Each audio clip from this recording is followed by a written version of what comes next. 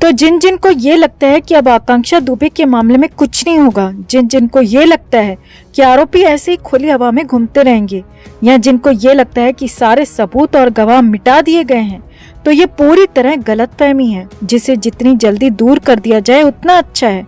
क्योंकि आकांक्षा दुबे के मामले में पहली बार वकील सामने आकर बोले हैं और बहुत कुछ बता दिया जो कि यकीन से भी परे है। आखिरी वक्त में आकांक्षा के साथ क्या क्या हुआ था, इसे लेकर भी वकील ने बड़े बड़े और हैरानी भरे खुलासे कर दिए हैं। इतना ही नहीं, पीएम रिपोर्ट के सामने आते ही आकांक्षा दुबे के केस में उनकी मां के वकीलों ने न सिर्फ पुलिस बल्कि डॉक्टर को भी आईना दिखा दिया। तो ऐसा क्या आया है आकांक्षा की पीएम रिपोर्ट में? रिपोर्ट देखते ही क्यों बौखला गए आकांक्षा के वकील, और कलाइयों के टूटने की बात का कैसे हुआ खुलासा, आपको बताते हैं सब। आप भी वीडियो को ज्यादा से ज्यादा लोगों तक पहुंचाएं ताकि आकांक्षा को इंसाफ मिलने में मदद मिल सके। और कमेंट में अरेस्ट समर सिंह या फिर जस्टिस फॉर आकांक्षा जरूर लिखें। चैनल के साथ जुड़कर चैनल को सब्सक्राइब कर हमारी आवाज बने। तो 26 मार्च की तारीख भोजपुरी इंडस्ट्री के लिए ऐसा कलंक लेकर आई है दोस्तों, जिसे मिटाने में सदियां लग जाएंगी, मगर ये कलंक मिटेगा नहीं। अब तक भोजपुरी सिनेमा वाले खुद को एक साथ बताते फिरते थे, उन सब की पोल अब खुल चुकी है। भले ही दुनिया से गई अकेली आकांक्षा है, मगर कच्चा चिट्ठा हर किसी का खुल गया है। हालांकि धीरे धीरे सब बोलने लगे हैं। जो बड़े बड़े स्टार्स आकांक्षा की मौत पर मुंह सिलकर बैठे थे, वो सब अब धीरे धीरे बोलने लगे हैं और आकांक्षा के परिवार तक भी पहुंच रहे हैं। क्योंकि अब सबको समझ में आ रहा है कि समर सिंह ने कुछ तो गलत किया है आकांक्षा के साथ।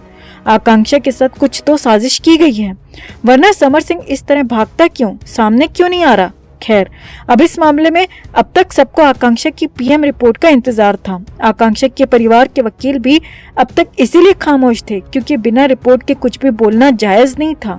मगर अब आकांक्षा के मामले में पीएम रिपोर्ट आ चुकी है और जैसी कि आशंका थी, पीएम रिपोर्ट में मौत की वजह वही आई है जो कि सुशांत सिंह राजपूत के केस में आई थी। फंदे के निशान के अलावा किसी और तरह की चोट या जबरदस्ती को लेकर रिपोर्ट में कुछ भी नहीं लिखा गया है। सारनाथ के एसपी ने मीडिया को बुलाकर फटाफट बता दिया कि पीएम रिपोर्ट आ गई है और इसमें ऐसा कुछ भी नहीं है जिससे साजिश की बात हो।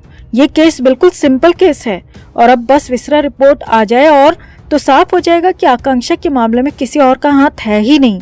कोर्ट इसे चुटकियों में मान लेगी क्योंकि रिपोर्ट ऐसा कह रही है। अब पीएम रिपोर्ट के आते ही आकांक्षा के परिवार के वकील बुरी तरह भड़क गए। न सिर्फ पुलिस बल्कि डॉक्टर्स पर भी सवाल खड़े कर दिए।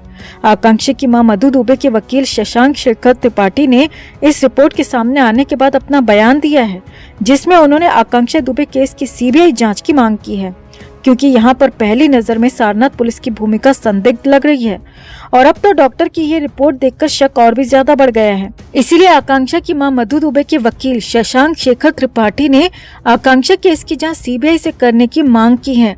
उनका कहना है कि उन्हें पुलिस पर भरोसा नहीं है, पुलिस की जांच पर भरोसा नहीं है। इसीलिए आकांक्षा की केस की जांच सीबीआई के हाथों होनी चाहिए ताकि दूध का दूध और पानी का पानी हो सके। वकील का साफ साफ कहना है कि केस आईने की तरह साफ है, पता नहीं पुलिस इसे इतना क्यों उलझा रही है। लड़की बैठे बैठे कैसे कुछ कर सकती है, भला बेड पर सिटिंग पोजीशन में कोई कैसे लटक सकता है, ये इतनी सी बात पुलिस को समझ में क्यों नहीं आ रही। वकील ने यहाँ पर पीएम रिपोर्ट के बारे में कहा कि ये तो हमें भी पता है, गले पर निशान होंगे, ये तो बिना डॉक्टर के भी कोई बता देगा, मगर रिपोर्ट पूरी क्यों नहीं है। यहाँ सिर्फ गले का जिक्र क्यों है, दोनों हाथों की कलाइयों का जिक्र क्यों नहीं है, कलाइयों की पोजीशन की बात रिपोर्ट में क्यों नहीं दी गई है। वकील का कहना है कि हमारे पास ऐसे सबूत हैं जिन्हें हम कोर्ट में दिखाएंगे कि आकांक्षा के हाथ की कलाइयां किस पोजीशन में थीं और उसे रिपोर्ट में मेंशन तक नहीं किया गया। आखिर क्यों? पुलिस और डॉक्टर किससे मिले हुए हैं? जहां पुलिस समर सिंह को अरेस्ट करने में नाकामयाब साबित हो रही है, वहीं डॉक्टर्स की रिपोर्ट केस को कमजोर करना चाहती है, जो कि हम कभी नहीं होने देंगे। हम उस लड़की को इंसाफ दिलाकर ही दम लेंगे, क्योंकि उसके पास ऐसा कोई रीजन नहीं था कि उसे दुनिया छोड़नी पड़े, मगर समर सिंह के पास ऐसी कई वजह थी कि वो आकांक्षा के साथ गलत कर दे और ये बात हम कोर्ट में साबित करके रहेंगे। तो आखिर आकांक्षा के वकील क्यों बार बार कलाइयों का जिक्र कर रहे हैं? आखिर आकांक्षा के हाथ की कलाइयों को क्या हुआ था? और सिटिंग पोजीशन वाली बात तो हर कोई शुरू से कह रहा है। आकांक्षा की मां भी इस पर बार बार सवाल उठा रही है। आखिर वकील के पास ऐसे कौन से सबूत हैं जो कोर्ट में साफ कर देंगे कि आकांक्षा के साथ समर सिंह ने साजिश की थी? खुद आकांक्षा ने कुछ नहीं किया।